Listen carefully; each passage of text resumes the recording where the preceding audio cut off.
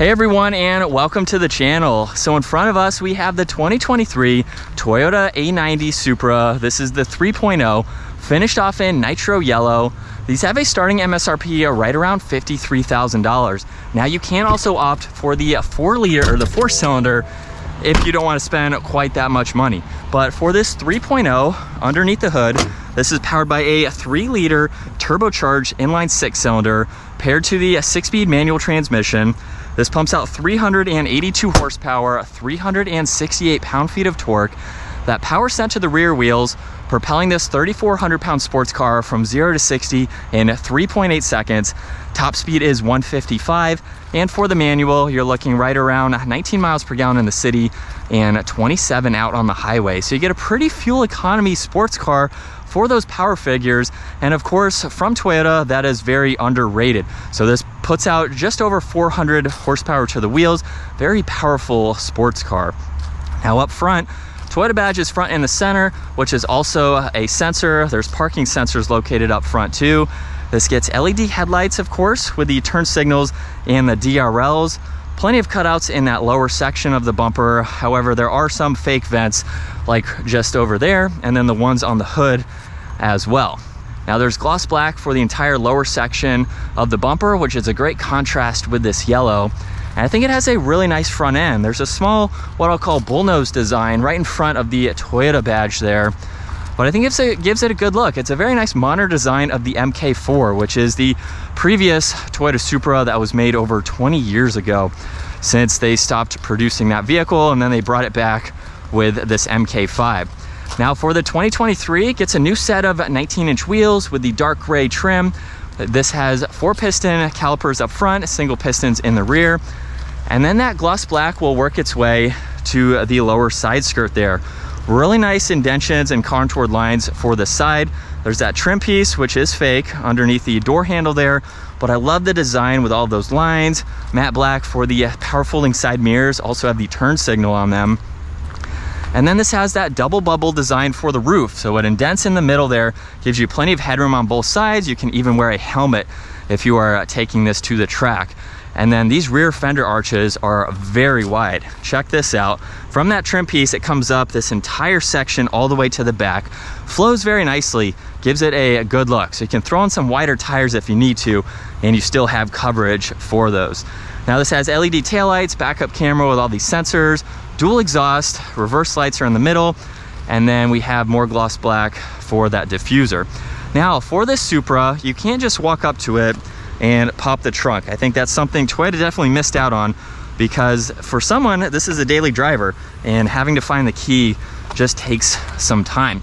But for a sports car, you have a pretty good amount of space. If you upgrade for the JBL audio, you get a speaker behind both of the seats there. Without that, that gives you a little bit more storage, but even with them, plenty of space for the type of vehicle that this is. So you can throw in items and be able to drive this every day. Now for the interior, we get some leather on the door panel. There's a trunk release down below. We have speakers, brushed aluminum, all of the window adjustments, and power folding mirror adjustments.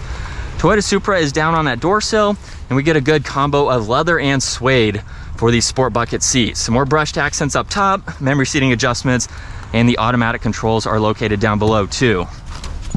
And then once we hop in, we're greeted with the leather steering wheel. We have mode, volume, and Bluetooth controls. Left side is cruise control. If you opt for the automatic, you do get the full adaptive cruise. But let's put this into the neutral position there. Fire this up with the button over on the right side. And now we can go through the rest of this information. For the gauge cluster, fuel is on the left side, engine temperature is on the right, and front and center is the tach. There's miles per hour off to the left, along with the speed limit sign. And then on the right side, there's a good bit of a blank area there, which you can pull up your audio. So just by pushing on mode, you can scroll through those. In the lower section, you can use the button on the top of the turn signal stalk, and you can further go through some of that information. Now, I do wish it was a little bit more configurable. This is BMW tech for the interior. They have a little bit more tech for their gauge clusters in the BMW, so it would be nice to see a little bit more for the Supra, but you still get a good bit of information there. On the left side, all the headlight adjustments, there's a dimmer switch too. And then for the touchscreen infotainment system, you have a good bit to go through. You can also use the controls down below, just like in a BMW, with all these shortcuts above it. So that way you can easily scroll through this. You do get Apple CarPlay, Android Auto, so you can pair your phone, of course, which is nice. And you have all of the standard information that you would need for a sports car. You can even put it into the sport display so you can pull up your power and torque and monitor that info when you're doing some spirited driving. So you have a good bit of info that you can go through and adjust as needed. 2 air vents are just underneath that. Trim piece goes all the way to that last air vent, which is nice.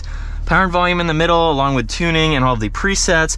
And then this does have dual zone for the AC. So there's temperature, fan speed, where you like the air to go, heated seat controls too, and then the rest of those AC adjustments. Now at the bottom, there's wireless charging along with some auxiliaries, so you can have some items down there and charging if needed. Carbon fiber is this only piece within the car, and it surrounds everything in the middle. There's the engine start stop, sport mode, the parking sensors, traction control, and the safety system with the e-brake. And then with the 6-speed manual, we put it into reverse. You get that backup camera with the sensors on that left side. And then we will talk about this once we get it out on the road for the rest of the 6 gears. Now right in the middle, there's no armrest, but you get 2 cup holders and then a little bit of storage on the back section there. So for a sports car, very convenient to have that, which is nice. Glove box has plenty of room.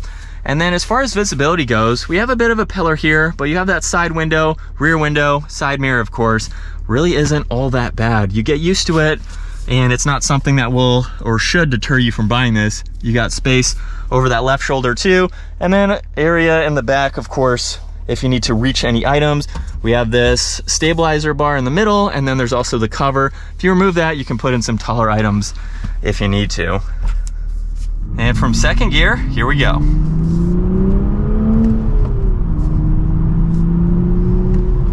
Nothing too crazy for today. Again, check out our Toyota Supra playlist if you want to see us really ripping on this car. But now that we're behind the wheel from this angle, it's a very nice car to drive. It feels very low. We have low glass everywhere, but even with that, visibility, it's not all that hard to see. So if you know where to look, you get used to driving this. It's really something that shouldn't deter you from buying this car. All of its pros outweigh the visibility that it has. I've been in vehicles that are worse than this, so it's really honestly not all that bad. So for about 55 grand for the Toyota Supra, this is a really, really nice vehicle. Like I mentioned earlier, if you didn't see the part where I said we have the Toyota reliability, we have BMW performance, you have 2-in-1 to give you a very cool car. So if you're letting the BMW part of it hinder you from driving it, you are definitely missing out.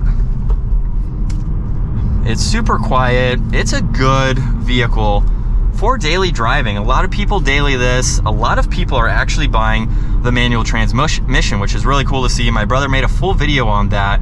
Manual transmission sales are outselling the automatics for the Supra. So it's awesome to see that we have the manual transmission for this compared to some other vehicles that may not even offer a manual for their sports cars. So it's awesome to see. It took Toyota a few years to put it in, but we have that manual, which is so engaging to drive. And while I'm not doing anything too crazy, we have a few slight turns here. It handles so well. On the tail of the Dragon, it was so much fun.